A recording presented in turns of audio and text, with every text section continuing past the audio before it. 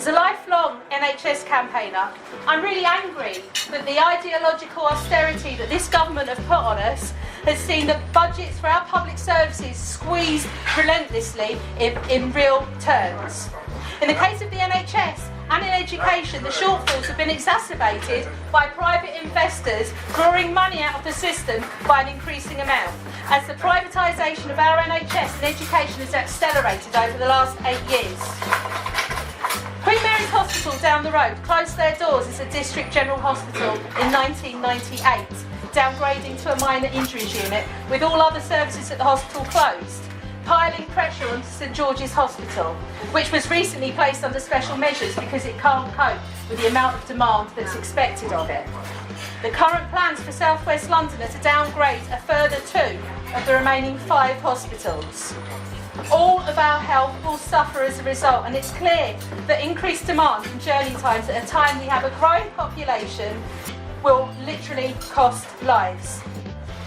As your MP, I will work with the Labour Health team to ensure that all of our NHS services are publicly funded, publicly accountable and publicly staffed. I will also ensure that the motion I proposed at conference in 2016 will see private interest removed from our NHS. I will work to ensure our mental health provision is also once again restored to this constituency. Stripping out private interests will ensure that there is more money available to be spent on patient care. And I'll also work with Angela Rayner and follow the same initiative with our schools. No private interest should have been granted permission by the council or the GLA to sell off the playgrounds of our schools in Putney. Academies lack transparency and are wholly unaccountable. And I will do all I can as your MP to bring our schools back under local authority control. I also welcome our manifesto pledge for a national education service where we can access education from cradle to grave. It was great to see so many of you here today to both support Bonnie and her potential candidacy here in Putney, and also to support this fantastic cause which, as Bonnie's explained, can make such a difference to the lives of young babies. And hearing Bonnie speak about that, I can actually imagine her in Parliament speaking as a great advocate for our National Health Service and for young people. And I can see Bonnie not only being selected as your candidate, but then doing a great service to humanity and to the local area by booting out Justine Greening. And wouldn't it be great for a former primary school teacher to get rid of a former dreadful education secretary that did so much damage to schools not only in this area but the length and breadth of the country.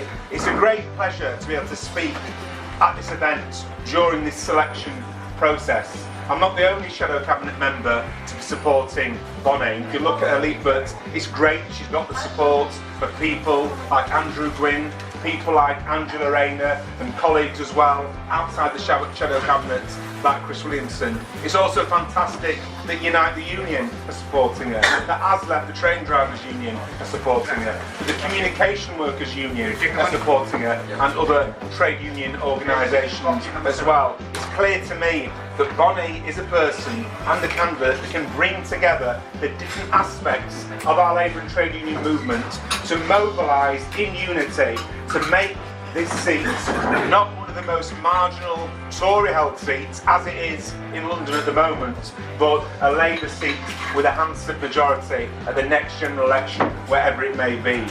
Bonnie alluded to the fact that I first met her in the first leadership election, which resulted in Jeremy proving all those talking heads and all the commentators in the fancy newspapers wrong and romping home to become Labour leader. And of course, in the last general election, he proved all those same talking heads, commentators, experts and the rest of them wrong as well by doing really well in the general election and making a huge electoral advance for Labour. It was clear to me when I first met Bonnie in that first leadership campaign what an inspiring person she is, what a person so committed to the values which caused us to found our Labour Party over 100 years ago.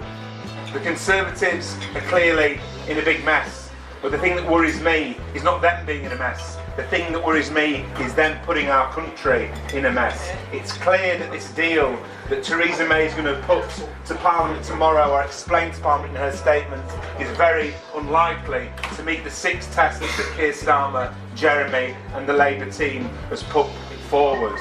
We don't know what's going to happen. It's a great period of instability. But what I would say is this. It's time to bring the country together. The fundamental divide in our society isn't between those who voted Remain and those who voted Leave. The fundamental divide in our society isn't between the so-called 48% and the so-called 52%. The fundamental divide in our society, I believe, as a socialist, is between the 99% and the super privileged 1% at the top.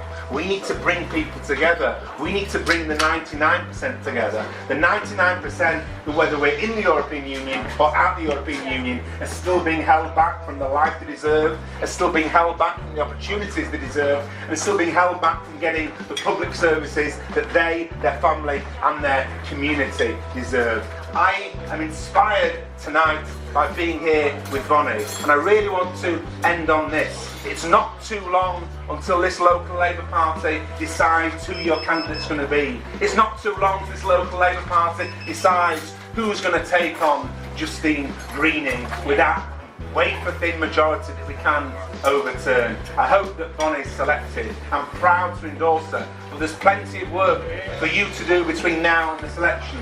Eating a curry isn't enough. Eating a curry is not enough. We can't achieve socialism just by eating curry. What we've got to do is ensure that we spend our spare time between now and, is it the 24th? 24th. The 24th, phoning up members, posting leaflets through doors of members, speaking to members to try and persuade them that it's the interests of not only this community and the Labour Party but the whole country to get Bonnie as a candidate, because she can win and she will win, and I look forward to coming back when she has won to campaign alongside her, and I look forward to sitting on those green benches with her when we have a Labour government with Jeremy Corbyn as Prime Minister and Bonnie as your MP.